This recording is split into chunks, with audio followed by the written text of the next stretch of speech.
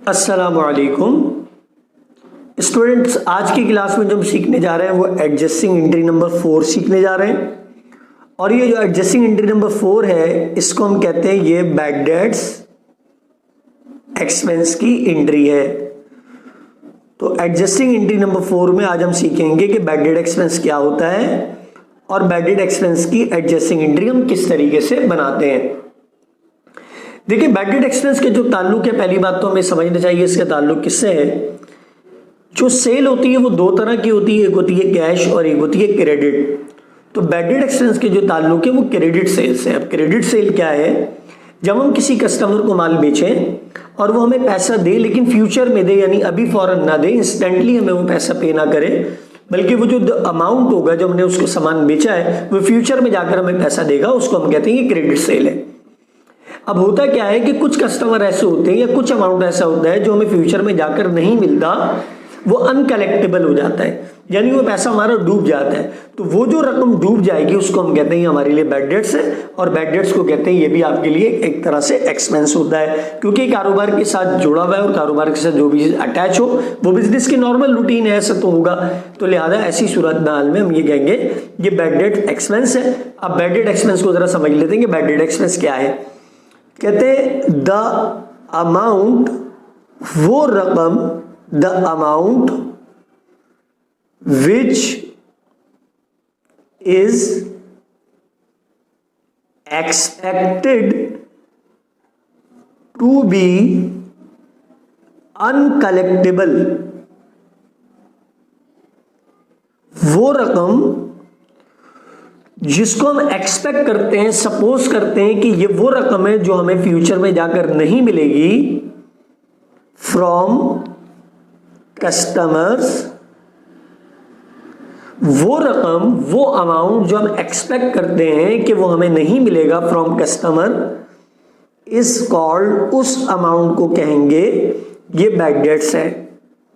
तो लिहाजा इससे ये बात समझ में आई कि बैड डेट्स हमारे लिए एक तरह से ऐसी बात है जिसको हम एक्सपेक्ट कर रहे हैं, यानी एक्चुअल में ये पैसा डूबा नहीं लेकिन हम पहले से सपोज कर रहे हैं कि हो सकता है ये रकम हमारी डूब जाए। तो लिहाजा ऐसी सूरत हाल में हम इसको कहते हैं, यानी कंपनी क्या करती है, कुछ पोर्शन मान कर चलती है कि ये रकम तो डूबेगी। तो वो रकम जो आपको आपके कस्टमर से ना मिले, अभी सवाल ये पैदा होता है आपका कस्टमर आपका पैसे क्यों नहीं देगा। इसकी बहुत सारी रीजन है। हो सकता है किसी कस्टमर की, क्लाइंट की आपकी डेथ हो जाए तो वो रकम आपको नहीं मिलेगी।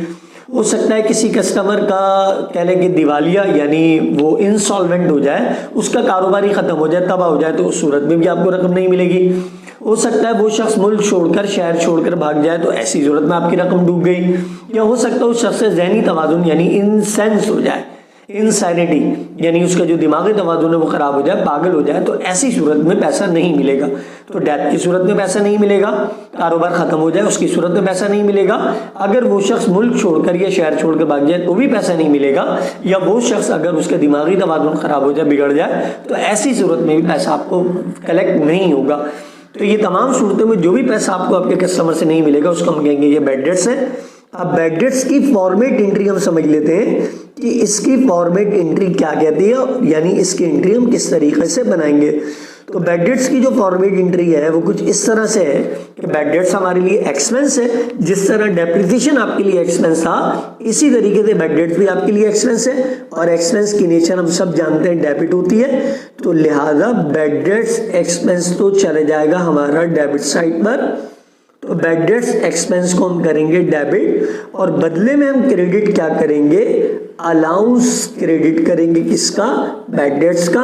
तो यहाँ हम क्रेडिट करेंगे अलाउंस को और बैड डेट्स को क्रेडिट करेंगे, और जो भी अमाउंट दिया जाएगा वो अमाउंट यहाँ पर आ जाएगा। अब ये अलाउंस और बैड डेट्स क्या है? देखिए, जिस तरीके से डेप्रिसिएशन एक्सपेंस जो था वो हमारे लिए कह लें कि एक नॉन कैश एक्सपेंस था, इसी तरीके से ये भी नॉन कैश एक्सपेंस ही है। यानी नॉन कैश एक्सपेंस किस तरह से, आपने माल बेचा, वो कस्टमर आपको पैसे देने थे, यानी वो माल लेकर आपका भाग गया।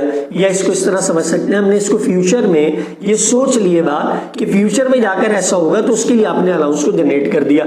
यानी वो कस्टमर तो आपका एक्चुअली माल लेकर भागा है क्योंकि आपने उसको सामान बेचा था, तो वो पैसा नहीं दे रहा, तो लिहाजा ये भी आपके लिए एक तरह से जिस तरह डेप्रिसिएशन था इसी तरीके से बैड डेट्स बन गया। तो बैड डेट एक्सपेंस की एंट्री हमेशा ये बनानी है आपने पेपर में, बैड डेट एक्सपेंस को आपने डेबिट करना है और अलाउंस फॉर बैड डेट्स को क्रेडिट करना है, जिस तरह डेप्रिसिएशन एक्सपेंस में किया था। इसके नरेशन क्या लिखेंगे, to record bad debts expense, to record bad debts expense, यानी यहां आप कह रहे हैं हमने बैड डेट एक्सपेंस को रिकॉर्ड कर लिया। अब ये हो गई आपकी चौथी एडजस्टिंग एंट्री। अब एक काम करते हैं, इस बैड डेट्स को एक एग्जाम्पल से भी समझ लेते हैं कि बैड डेट्स की किस तरीके से एग्जाम्पल पेपर में आ सकती है। तो फॉर एग्जाम्पल, यहाँ एक एग्जाम्पल लेने जा रहे हैं।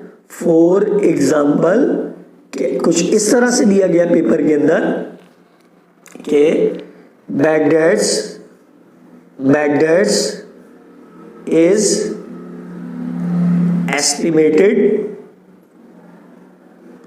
estimated rupees 5,000 for the year, यानी बैड डेट्स का अंदाजा लगाया गया कि इस साल जो बैड डेट्स का खर्चा होगा, यानी वो रकम जो आपकी डूब जाएगी, वो 5,000 की रकम आपकी डूब जाएगी। अब हमें क्या करना है, इसकी एंट्री बनानी है।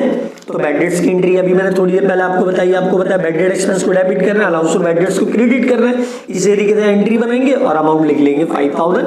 तो देखते हैं जरा इसकी एंट्री क्या बना है। यहां लिखेंगे हम लोग बैड डेट्स एक्सपेंस डेबिट में जाएगा और इसका अमाउंट लिखेंगे 5,000, और इसी तरह इसका अलाउंस क्रेडिट में जाएगा, तो यहां लिखेंगे allowance for bad debts, credit करेंगे और इसका अमाउंट होगा 5,000। अब नरेशन क्या लिखे, टू रिकॉर्ड, क्योंकि हम क्या रिकॉर्ड कर रहे हैं, बैड डेट्स को, to record bad debts expense, तो लिहाजा यहां पर आपने बैड डेट एक्सपेंस को रिकॉर्ड कर लिया। ये आपकी बैड डेट एक्सपेंस की एंट्री कंप्लीट हो गई। तो आज की क्लास में हमें क्या बात समझ में आई कि बैड डेट्स की जब कभी भी हमें एंट्री बनानी हो, जो भी अमाउंट दिया जाए, तो उससे हम क्या करेंगे, बैड डेट एक्सपेंस को डेबिट करेंगे और अलाउंस फॉर बैड डेट्स को क्रेडिट करेंगे। तो लिहाजा यहाँ पर आपकी चौथी एडजस्टिंग एंट्री कंप्लीट हुई बैड डेट एक्सपेंस की। इंशाल्लाह ताला अगली क्लास में फिर मुलाकात होगी और उसमें हम 5वीं एडजस्टिंग एंट्री सीखेंगे, जो कि मर्चेंडाइज इन्वेंटरी हैंडलिंग की होगी। तो दोस्तों इंशाल्लाह ताला अगली वीडियो में फिर आपसे मुलाकात होगी। तो टिल देन नेक्स्ट वीडियो, अल्लाह हाफिज़, अपना ख्याल रखिएगा।